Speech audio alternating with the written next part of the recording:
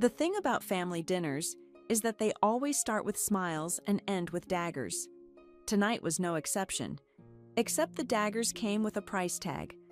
$50,000 to be exact. I'm Louisa, and I've spent the last decade perfecting the art of deflecting passive-aggressive comments from my brother Arthur and his wife Valerie. Usually, it's about my single status, my selfish career choices, or how I'm wasting my youth by not settling down. I've learned to let their words slide off me like water. Pass the salt? Valerie's sugary voice cut through the clinking of silverware. She was wearing that pearl necklace Arthur bought her last Christmas. The one she made sure to tell me was real, not costume jewelry. I handed her the shaker, catching the familiar look of disapproval as she eyed my blazer. Still wearing work clothes to family dinner? Some things never change. Some of us have evening meetings, I replied, taking a sip of water. The pasta was overcooked, but I'd learned to keep those observations to myself. Arthur cleared his throat. Speaking of work, he exchanged a look with Valerie that made my stomach tighten. We've been meaning to talk to you about something important. We found the perfect house. Valerie jumped in, her eyes lighting up. 4 bedrooms, gorgeous backyard, amazing school district. It's everything we've dreamed of. That's great, I said cautiously, waiting for the other shoe to drop. The thing is, Arthur leaned forward, we're a bit short on the down payment. We need $50,000 to secure it. I stopped mid-bite. Excuse me? We've been looking at our options, Valerie continued, as if we were discussing borrowing a cup of sugar. And since you're doing so well with your, whatever it is you do in tech, software development, I corrected automatically, though they never bothered to remember. Right, well, you have all this disposable income, being single and all. No real responsibilities. Valerie's hand drifted to her stomach in what I knew was a deliberate gesture. We thought, since you're family, you want me to give you $50,000? I set my fork down, the metal clicking against porcelain with more force than necessary. Not give, Arthur interjected. Think of it as an investment in your future nieces and nephews. I laughed. I couldn't help it. Are you serious? This is exactly what I told you would happen, Valerie hissed at Arthur.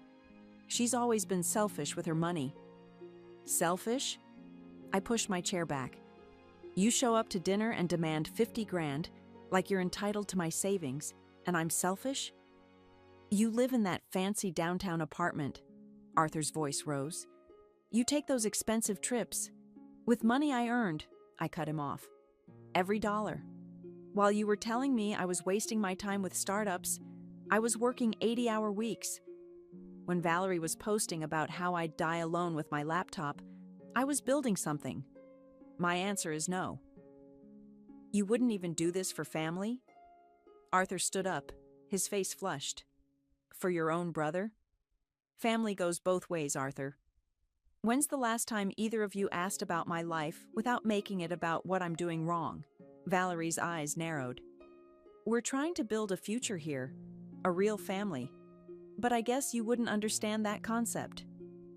I understand perfectly. I grabbed my purse. I understand you think being married makes you more entitled to my money than I am. I understand you've both spent years making me feel less than because I chose a different path. And I understand that this dinner was just another manipulation. You'll regret this, Arthur called after me as I headed for the door. Family is supposed to help family. I turned back one last time. You're right. Family is supposed to help family. Remember that the next time you need something from your selfish sister? The drive home was a blur of streetlights and suppressed screams.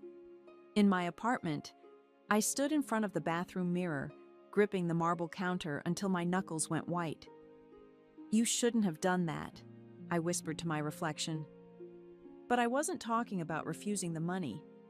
I was talking about what I was about to do next. My phone buzzed, a message from Valerie. I hope you're happy choosing money over family. Some sister you turned out to be. I smiled at the screen, a cold, quiet smile that would have shocked them both. Because what they didn't know What they'd never bothered to ask was that I wasn't just some software developer. I was the founder and CEO of AITA, and I was done playing small. 6 years ago, I was eating ramen noodles in a studio apartment with a mattress on the floor and a dream in my laptop. Today, I'm sitting in my corner office, watching the city sparkle 40 floors below, while my HR director, Sylvia, places a familiar resume on my desk. Another senior dev application, she says. Strong background, great references, but there's something interesting about this one. I pick up the paper, and my coffee nearly slips from my hand. Arthur's name stares back at me in clean, professional font. "You okay?" Sylvia asks, noticing my reaction. "Remember how I told you about my brother?" I hand the resume back. "Meet the applicant." Sylvia's eyes widen.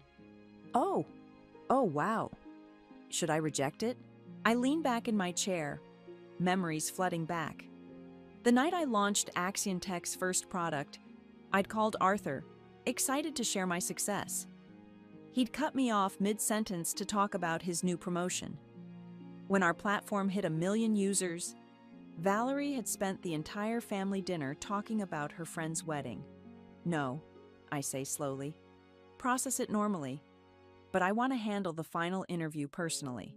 My phone buzzes. Speak of the devil. A text from Arthur. "Great news. Got an interview at AITA. Heard they're the next big thing. Finally getting out of this dead-end job." "That's wonderful," I type back, my fingers trembling slightly. "Good luck." Lionel, my CTO and oldest friend, drops by later with our usual afternoon coffee. "Heard about your brother's application," he says, closing my office door. "You sure about this? Remember when I started AITA?" I ask, accepting the coffee. I was working 2 jobs, coding until 3 a.m. Arthur told everyone I was playing entrepreneur instead of finding a real career. "I remember. You cried in that Thai restaurant." I wasn't crying. I had spicy noodles. "Lou, you were definitely crying." I smiled despite myself. The point is, I built this company while they were mocking my choices. I kept my name out of the press, used LJ Green for all public appearances, because I wanted to succeed on my own terms. But now your brother's walking right into your web? Lionel raises an eyebrow. Sounds like karma to me. My computer pings. An email from Keith Olson, a venture capitalist who's been trying to buy into AITA for months. He's also an old college classmate who knows exactly who I am. "Speaking of webs," I mutter, opening the message. "Keith's threatening to accidentally reveal my identity at next week's tech conference. Want me to handle it?" I shake my head. "I've got this. Besides, I have a more interesting problem to solve." I pull up Arthur's interview schedule. "How do you feel about sitting in on a very special final round?" The next week passes in a blur of preparation. I choose my outfit carefully. A simple black dress that looks nothing like my usual CEO wardrobe. I arrange the conference room so my nameplate isn't visible until the right moment. Sylvia pokes her head in an hour before the interview. He's here early, very confident. Kept mentioning his natural leadership qualities to the receptionist. "Sounds like Arthur," I say, adjusting my laptop. "How's Valerie?" "Waiting in the lobby. Says she's his good luck charm." Perfect. At exactly 2 p.m., Arthur walks in, all polished shoes and practiced smile. He doesn't recognize me at first, too busy scanning the room for the CEO he's expecting. "Please, have a seat," I say softly. He sits, still smiling. "Thank you. I'm very excited to..." His voice trails off as recognition dawns. "Louisa?" I reach over and turn my nameplate around. "That's CEO Green to you, actually." The color drains from his face. You're the founder and CEO of AITA? "Yes. Surprised?" I keep my voice professional, calm. "I believe you called it my little computer project at Thanksgiving 2 years ago. This isn't... you can't what, Arthur? Run a successful tech company? Make my own fortune? Or maybe I lean forward slightly. You think I can't decide whether you're qualified to work for me? He swallows hard. Look, about the other night. Oh, we'll get to that, I say, opening his file. But first, let's discuss your experience with team leadership. I'm particularly interested in your views on family loyalty. The look on his face is worth every bowl of ramen I ever ate. The voicemail from my mother hits me during a board meeting. Louisa, honey, I know things are tense right now, but Valerie's been crying all week. They really need this house, sweetie. Sometimes we have to put family first. I exit the conference room, my heels clicking against marble as I dial my best friend Maureen. They got to Mom, I say when she picks up. Of course they did. Maureen's voice crackles through the speaker. Valerie's probably been over there every day, working her magic. What did your mom say? The usual guilt trip. Family first. As if I haven't been their personal ATM for years. Block them, Maureen says firmly. All of them. You don't need this toxicity. My phone buzzes with a text. Valerie again. Just thought you should know I'm pregnant. But I guess my baby's future means nothing to you. Oh my God, I breathe. Maureen, she's pregnant. And? That's supposed to make her entitled to your money? Before I can respond, my assistant rushes in. Ms. Green, Keith Olson is here. He doesn't have an appointment, but send him in. I straighten my jacket. Maureen, I'll call you back. Keith saunters into my office like he owns it. Louisa, or should I say, the mysterious L.J. Green? What do you want, Keith? Just checking if you've reconsidered my offer. $10 million for a 20% stake. He drops into the chair across from me. Before someone accidentally mentions your real identity at tomorrow's tech conference. I lean forward. That sounds suspiciously like blackmail, Keith. Insurance. I've got investors waiting. All I need is... My phone lights up with the family group chat. Arthur's message pops up. Mom's devastated. Hope you're happy. I silence the phone and turn back to Keith. Let me be clear. You can't pressure me into selling. And if you try to expose my identity, I smile coldly. I have emails. Very interesting emails about your creative accounting at your last 3 startups. Keith's smile falters. You're bluffing. Try me. After he leaves, I open my laptop and type a message to the family group chat. My money. My rules. Stop asking. Immediate chaos erupts. Mom. Louisa, please be reasonable. Arthur. Real mature, sis. Valerie. I knew you'd be like this. So selfish. I close the chat and pull up Instagram. There it is. Valerie's pregnancy announcement. A artfully posed photo of her holding her stomach. Caption reading, "Some people choose material wealth. We choose family. Hash her blessed new life chart priorities." My office door opens and Leonel walks in. You okay? You look ready to throw that phone through a window. I'm fine. I'm not fine. Did you see the interview recordings? Yeah. Arthur was interesting. Technical skills are solid, but he spent 10 minutes explaining how he's a natural leader because he's the oldest sibling. Something about guiding his little sister through life. Leonel raises an eyebrow. Want to guess who he was talking about? I laugh bitterly. Guiding me? He told me I was wasting my time when I started this company. So what's the plan? I haven't decided. I stare out the window. Part of me wants to hire him just to make him report to me every day. That's petty. Leonel grins. I like it. My phone buzzes again. A private message from Arthur. Look, I know you're mad about the money thing, but this job would change my life. I've got a baby on the way now. You wouldn't punish your own niece or nephew, would you? Still using guilt as a weapon, I mutter. You know, Leonel says carefully, you could just end this. Tell them who you are. Watch their faces when they realize their irresponsible sister is actually... No. I stand up, pacing. Not yet. They need to learn something first. Which is? That actions have consequences. That you can't treat people like garbage for years and then expect handouts. I stop at the window. That sometimes the person you're looking down on is actually looking down on you. My phone lights up with a final message from Valerie. Family dinner tomorrow. Mom insists. Time to act like an adult and apologize. I type back 2 words. Can't make it.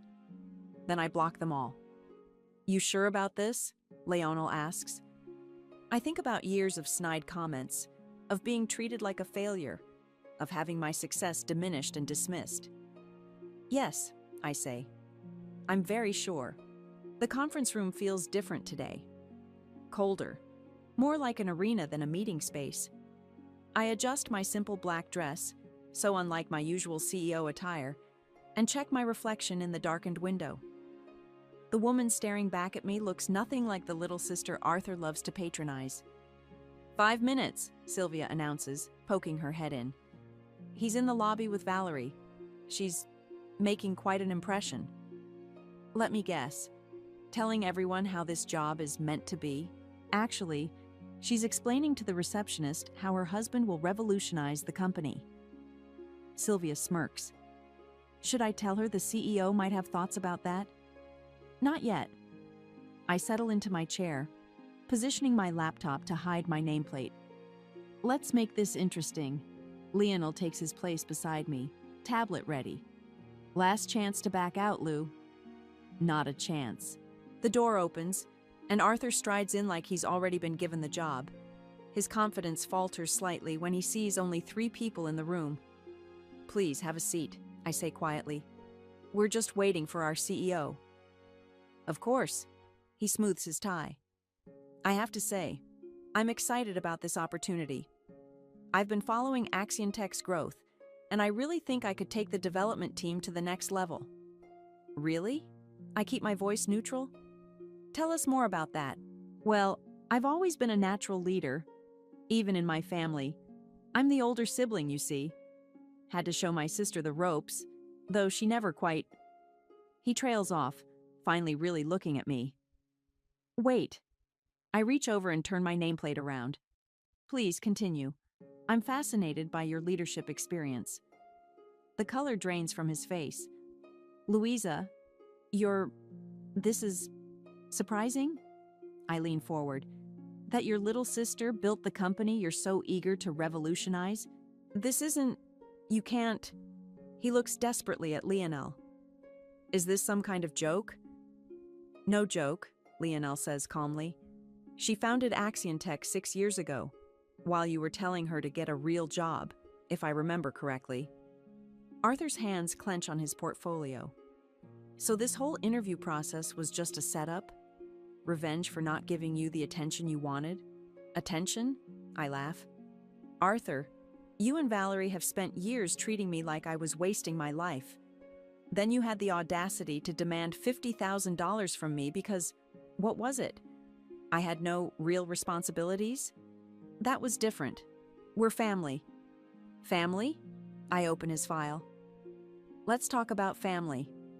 3 years ago, when I launched our first product, what did you say to Mom? He shifts uncomfortably. I don't remember. You said, and I quote, "At least when Louisa's little computer project fails, she can come work for me." Want to know our current valuation? Look, I didn't know. 200 million, I cut him off. That's what my little computer project is worth.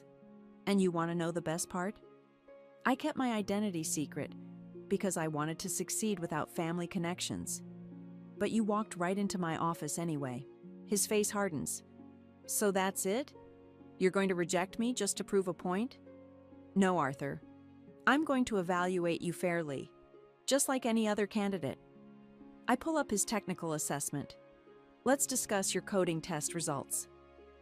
For the next 30 minutes, I grill him professionally, watching him squirm as he realizes just how much his little sister understands about his field. Every technical question makes him sink lower in his chair.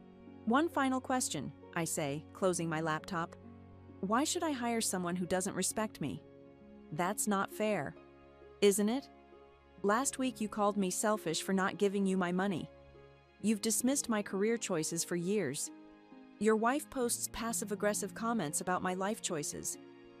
Why would I want that energy in my company? Because I'm your brother, he says quietly. And I need this. You're right about one thing. You are my brother, which is why this isn't personal. I stand up. It's business. And in business, we hire people who add value, not take it away. Louisa, please. Thank you for coming in, Arthur. Sylvia will show you out. I gather my things. Oh, and when you see Valerie in the lobby, tell her the CEO said congratulations on the pregnancy. Family is everything after all. I walk out, leaving him sitting there, his world turned upside down. Through the glass walls, I see Valerie's face as Arthur emerges, defeated. She looks up at the executive floor, and for a moment, our eyes meet. I smile and wave, just a little, before turning away. Sometimes karma doesn't need a push.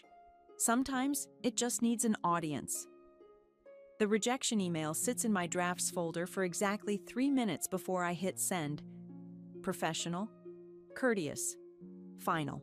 While your technical skills are impressive, we don't feel you're the right cultural fit for Axion Tech at this time. My phone explodes immediately. First Arthur. Are you serious? After everything? Then Valerie. You vindictive bitch. Mom, please call me. We need to talk about what you're doing to this family. I silence them all and turn to Lionel, who's been watching from my office couch. Was it too much? Probably, he shrugs. But so was demanding 50 grand and calling you selfish. My office phone buzzes. Ms. Green, your brother's wife is here. She's insisting. Of course she is. I straighten my desk. Send her up. You want backup? Lionel asks. No, this is between sisters-in-law. Valerie bursts in like a storm in designer heels, her face flushed. How dare you? Good morning to you too, Valerie. Please have a seat. Don't you patronize me? She slams her hands on my desk. You set this whole thing up, didn't you? Got some sick pleasure watching Arthur squirm? Actually, Arthur applied all on his own. Karma's funny that way. Karma. She laughs bitterly. You're the CEO of Axion Tech. All this time, while we were worried about you wasting your life, you were… what? Laughing at us? No, Val. I was working, building something. Remember all those family dinners I missed? I was here. Those lazy weekends you mocked me for? I was coding. But you never asked, did you? Oh, please. You could have told us. Why? So you could ask for more than 50,000? She flinches. That's not fair. We're having a baby. Which doesn't entitle you to my money. I stand up. Let me show you something. I lead her to the window, pointing to the building across the street. See that studio apartment on the 20th floor? I lived there when I started this company. No furniture except a mattress on the floor and a desk I built from old pallets. Want to know what you and Arthur were doing then? She stays silent. You were posting about my sad single life on Facebook, making jokes about my cute little computer hobby at Christmas, telling everyone how worried you were about my future. We were trying to help. No, you were trying to feel superior. I turned to face her. And now that you know the truth, you're not angry that you hurt me. You're angry that I'm not who you thought I was, someone you could look down on. That's not… She stops, her hand drifting to her stomach. We really do need that house, Louisa. Then I suggest Arthur starts job hunting again. I hear there are plenty of tech companies in the city. I walk back to my desk, though they might want to check his references. You wouldn't. I wouldn't have to. Word gets around in tech circles. I sit down. But I'm not vindictive, Valerie. I'm just done being your ATM. Done being family, you mean. Family respects each other. Family celebrates success instead of trying to diminish it. Family doesn't demand money with guilt trips and manipulation. Her phone chimes. Arthur, probably wondering how it's going. She checks it, then looks up with tears in her eyes. He really needed this job. I know, but he needed to learn something more important. Which is that the sister he thought he was better than has been better than him all along. I press the intercom. Sylvia, please escort Mrs. Green out. Valerie straightens her shoulders. This isn't over. Actually, it is. Oh, and Val? I smile sweetly. Those pearls Arthur bought you last Christmas? The ones you made sure to tell me were real? I know the jeweler. They're fake. After she leaves, Lionel comes back in. That was cold. The pearls comment? Yeah, maybe. I sink into my chair. But 6 years of condescension had to end somewhere. You okay? I look at my phone. 27 missed calls, 43 messages. The family meltdown is in full swing. No, I admit. But I will be. Want to grab dinner? That new place on 5th? Can't. I have a meeting with our lawyers. I pull up my calendar. Time to make sure my family can't touch this company, no matter how entitled they feel. Now that, Lionel says, is definitely cold. No, I correct him. That's business. The lawyers are still in my office when my mother arrives unannounced. I see her through the glass walls, arguing with Sylvia at reception. She's wearing her serious conversation outfit, the blue dress she saves for graduations and interventions. We need to wrap this up, I tell the legal team. Family crisis incoming. They're barely out the door when Mom storms in. What have you done? Hello to you too, Mom. Please, come in. Don't get smart with me. She drops her purse on my desk. Your brother is devastated. Valerie's been crying for hours. And you're sitting here in your fancy office playing CEO? I'm not playing anything, Mom. This is my company.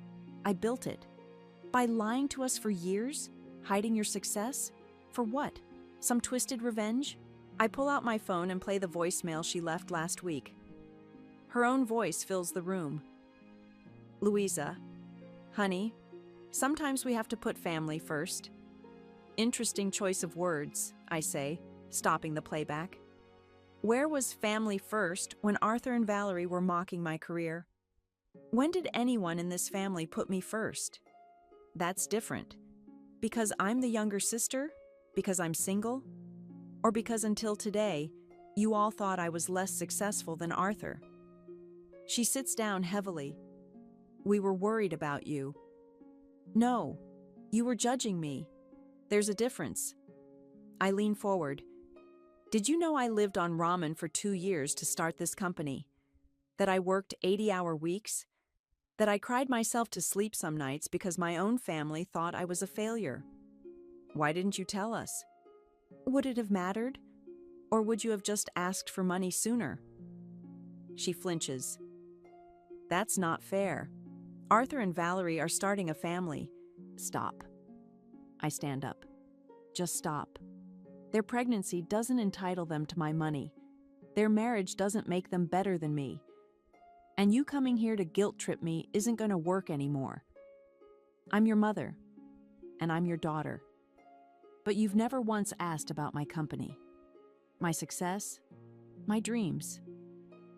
I walk to the window. Do you know what we do here? What Axion Tech actually creates? She's silent. We develop software that helps small businesses compete with corporations. Last year, we helped 3,000 family businesses stay afloat during the recession. I employ 400 people. I've created something meaningful. I turn back to her. But all you see is a bank account that could help your precious firstborn. That's not true. Really? Then why are you here? To congratulate me on building a successful company? Or to convince me to give Arthur money? She looks away, and I have my answer. I thought so. I press the intercom. Sylvia, could you come in, please? Sylvia appears instantly. Yes, Ms. Green? Please show my mother out. And update the visitor policy. No family members without an appointment. Louisa! Mom stands up. You can't just... I can. And I am. I sit back down. Oh, and Mom? That trust fund you and Dad set up for Arthur's baby? The one you mentioned at dinner last month? Maybe use that for their house down payment. Her face goes pale. How did you... I'm a CEO, Mom. Information is my business. I open my laptop, dismissing her. Sylvia will show you out. After she leaves, I pull up my email. There's a message from Keith Olson. Heard about the family drama. Ready to sell yet? Everyone has a price. I type back 2 words. Not everyone. My phone buzzes with a text from Marin. Drinks? You look like you need them. God, yes. Meet you in 20. I grab my coat and head for the elevator. In the lobby, I pass the wall of press clippings. Articles about Axion Tech's rise, our innovations, our impact. Not one mentions my name, just LJ Green, founder and CEO. Another text comes through. Arthur. You've destroyed this family. I type back, no, I just stopped letting it destroy me. Then I block his number, step into the evening air, and breathe deeply. Sometimes the hardest part of standing up for yourself isn't facing your enemies. It's realizing that the people who should have been in your corner were actually in your way. The family intervention happens on a Sunday. They choose the house I grew up in, probably hoping childhood memories will soften me up. I park my car in the driveway, next to Arthur's beat-up sedan, and take a deep breath. You don't have to go in, Marin says from the passenger seat. She insisted on driving with me. We could just get brunch instead. No, let's end this properly. Inside, they're all waiting. Mom, Dad, Arthur, Valerie, even my Aunt Susan. They've arranged the living room like a courtroom, with an empty chair facing everyone else. Glad you could make time for us, Valerie says, her hand resting on her barely visible bump. Let's skip the passive-aggressive warm-up, I say, remaining standing. Why am I here? Dad clears his throat. Sit down, Louisa. We need to talk about what you're doing to this family. What I'm doing? I laugh. That's rich. You humiliated your brother, Mom cuts in. Rejected him from a job he desperately needed, right when they're starting a family. He applied to my company. He wasn't qualified. End of story. It's not that simple, Arthur stands up. You deliberately set me up, made me look like a fool. You did that yourself, I snap. Or did you forget how you spent the interview bragging about being my superior? Children, please, Aunt Susan interjects.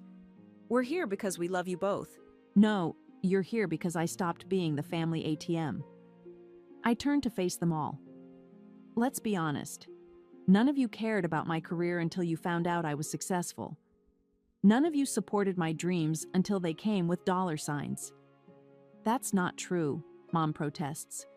We were worried. About what? That I'd be happy, successful, independent? I pull out my phone. Let's review, shall we? Valerie's Facebook post from last Christmas. So sad seeing single career women during the holidays. Some people just don't understand real fulfillment. Valerie shifts uncomfortably. Arthur's text from 3 months ago. Maybe if you focused less on work and more on finding a husband, Mom would stop worrying. I look at him. How's that working out for you now? You're twisting everything, he says. We're family. Family! My voice rises. Family celebrates success. Family lifts each other up. Family doesn't treat you like a failure and then demand handouts when you prove them wrong. You've changed, Mom whispers. Success has made you cold. No, Mom. Success has made me strong. There's a difference. I straighten my shoulders. I'm done being the family disappointment. Done being the cautionary tale at dinner parties. Done feeling guilty for choosing my own path. So that's it? Arthur stands. You're choosing money over family? No, I'm choosing myself. For the first time in my life, I'm choosing myself. I pull an envelope from my bag. This is a cease and desist letter from my lawyers. No more showing up at my office. No more harassing my employees. No more trying to guilt me into financing your lives. You're serving us with legal papers? Dad looks shocked. Your own family? I'm protecting what I built, what you all mocked until you wanted a piece of it. I head for the door. Consider this my resignation from the role of family scapegoat. Louisa, wait, Valerie calls out. Think about the baby. The baby will be fine.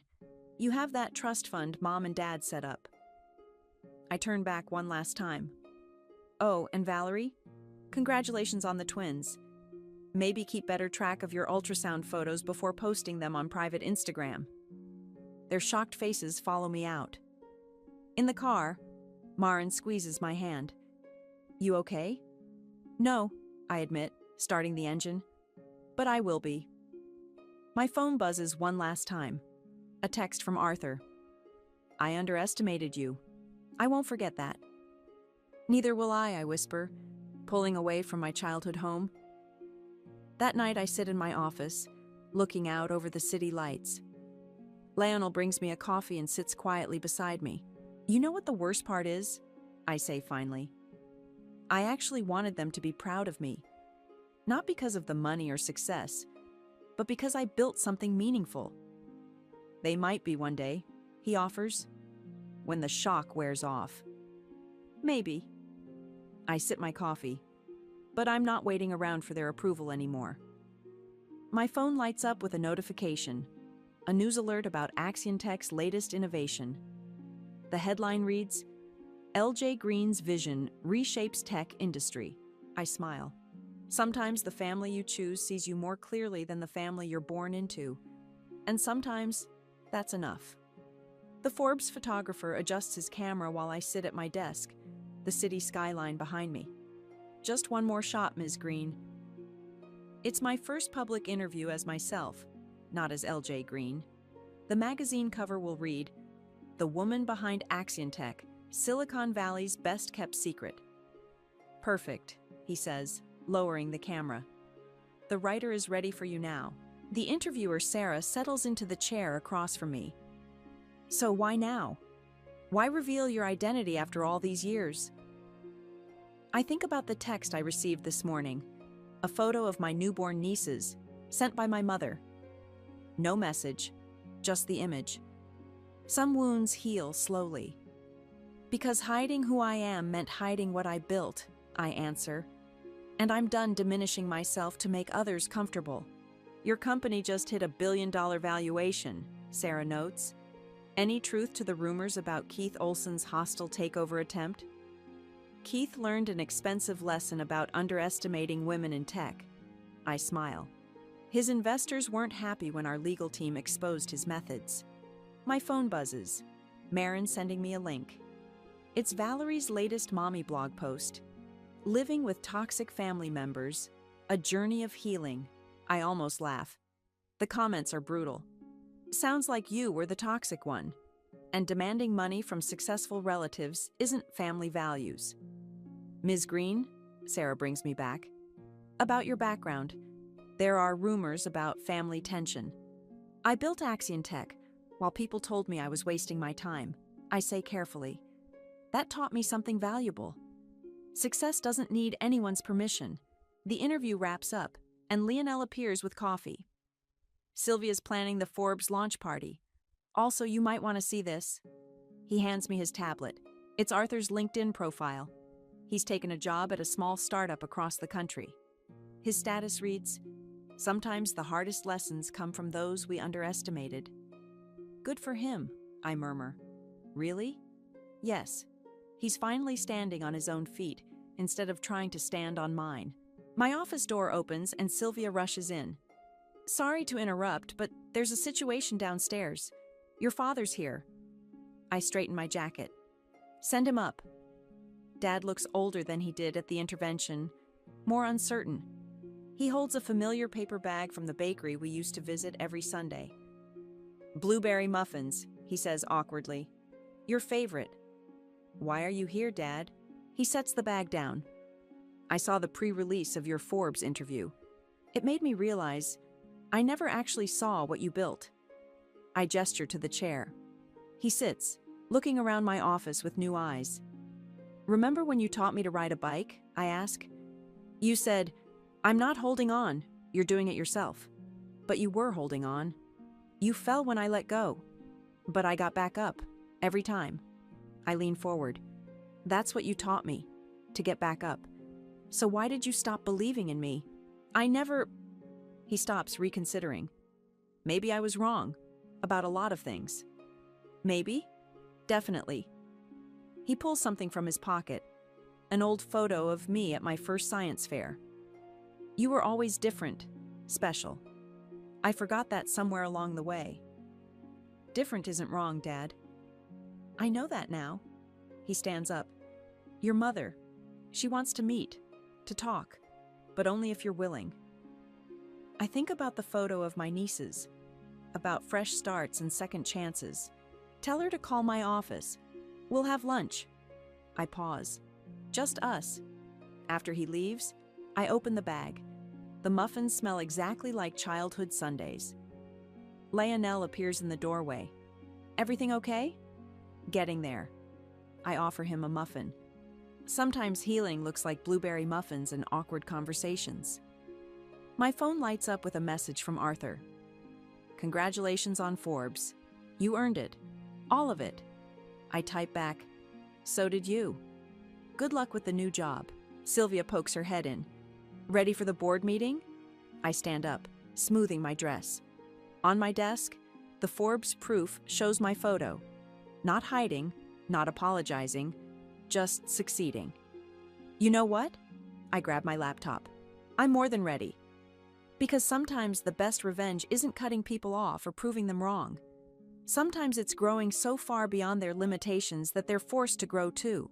And sometimes, just sometimes, that growth leads back to something like family.